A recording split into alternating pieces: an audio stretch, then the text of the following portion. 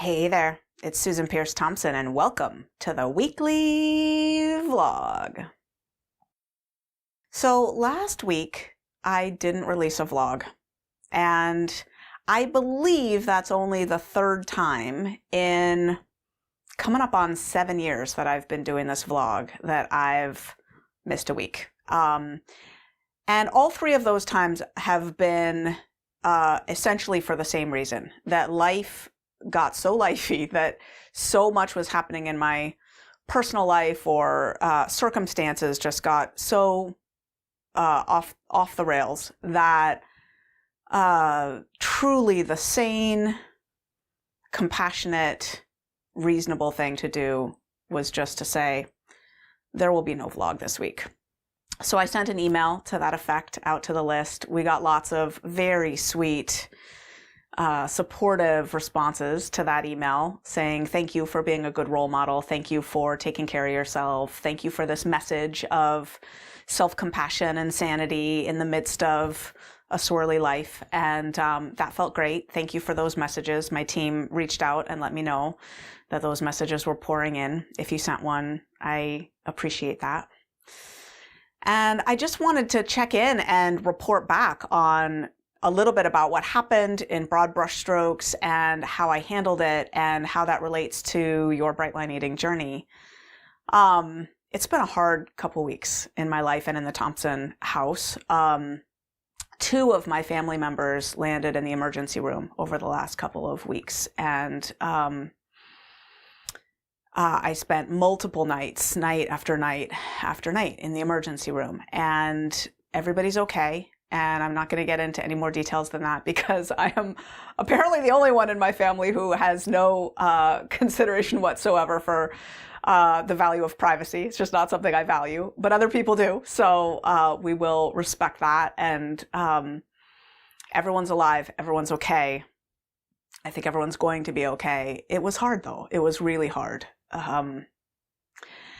And sleeping in the emergency room is not easy. There's lights and sounds and beeps and bops and boops around the clock, and, the taking of vitals every, whatever. It's just, it's not a conducive environment for sleep, which means my circadian rhythm got all discombobulated, and I broke out in stress rashes all over my body. Like, everything was itching on my skin, and I had all these weird rashes everywhere.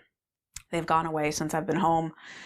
And my food was bright, just bright. And the only way that I can explain that is just the magic of automaticity.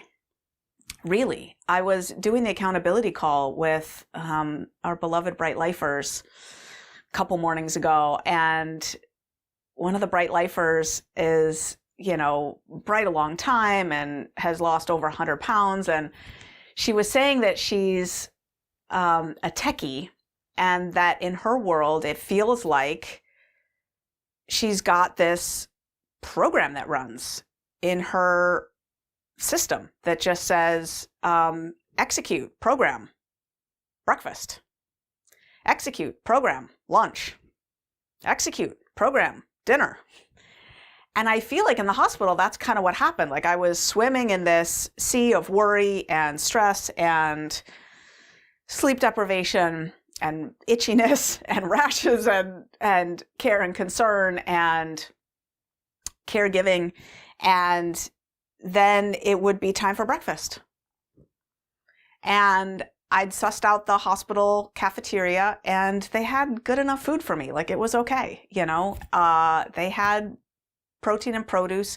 They actually had a remarkable salad thing that was like, because of COVID, I guess the salad bar wasn't open, but they had made these salads that were abundant, and these just big, heavy salads with protein and tons of produce. They even had ones with edamame and tofu, and I was pretty amazed. Anyway, those were totally ample for dinner and breakfast. They had oatmeal. Like, I was fine. And so people were texting me and saying, do you need me to bring you a meal? And I was kind of like, I'm good.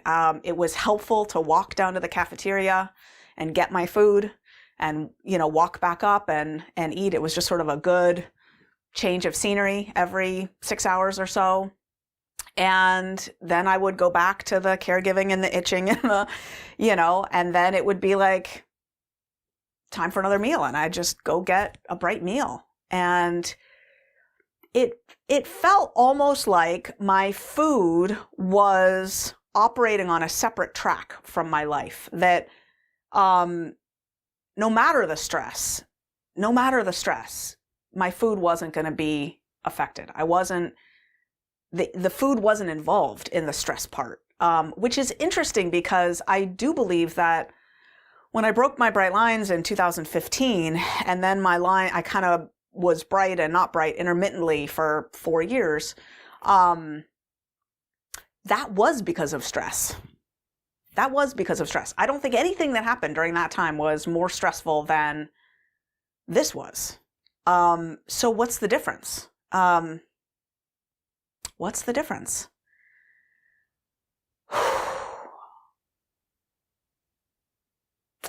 I think, I've been bright now for about 2.5 years-ish. And I think that helps. I think having a good runway of consecutive bright lines really helps. I think that the more recently for me I've eaten addictively, the more likely it is addictive eating will still be in my brain as an option if things get really, really stressful.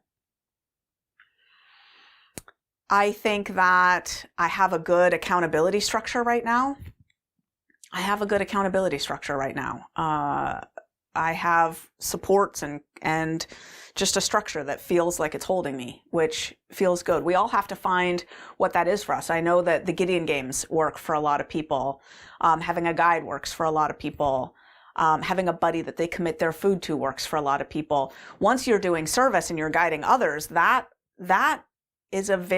kind of, I think, what's holding me the most is I've got a couple people that I'm guiding right now, and that holds me because I'm accountable to them to stay on track. Otherwise, it's hard to be of service when I'm in the food. It's not going to happen. So anyway, it felt like the food was operating on a separate track. Like no matter the outcome, no matter how things went in the hospital, my bright meals were going to get eaten. It reminds me of when I first started this journey. I first started putting my food on the scale and not eating sugar or flour. I had a friend, she's still my friend actually, and she lived in Brooklyn. I started this way of life in 2003, no sugar, no flour, weighing and measuring my food, 2003. And I remember hearing this woman's story. She lived in Brooklyn in 2001, September 11th, 2001. And her building faced the Twin Towers, and she watched the towers fall. She watched the airplanes hit. She watched the towers fall. And after a little bit of time with the smoke in the air and the fear and not knowing what was going on, she weighed and measured her lunch. It was the next right thing. Execute, program, lunch.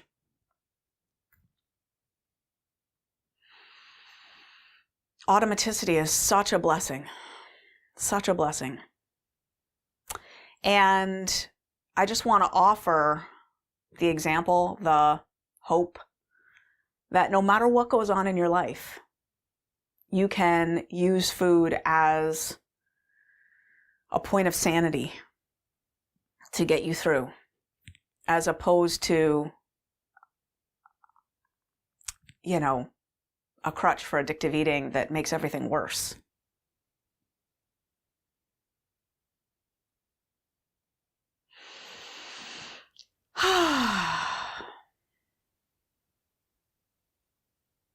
No matter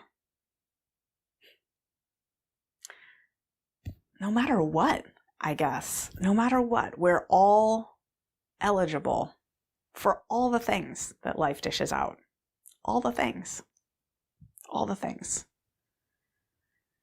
And I'm so grateful to have you and this community here in Bright Line Eating. So many people in Bright Line Eating reached out to me and offered love and support and just let me know that they loved me and they were thinking about me. And I got through, and my family members got through.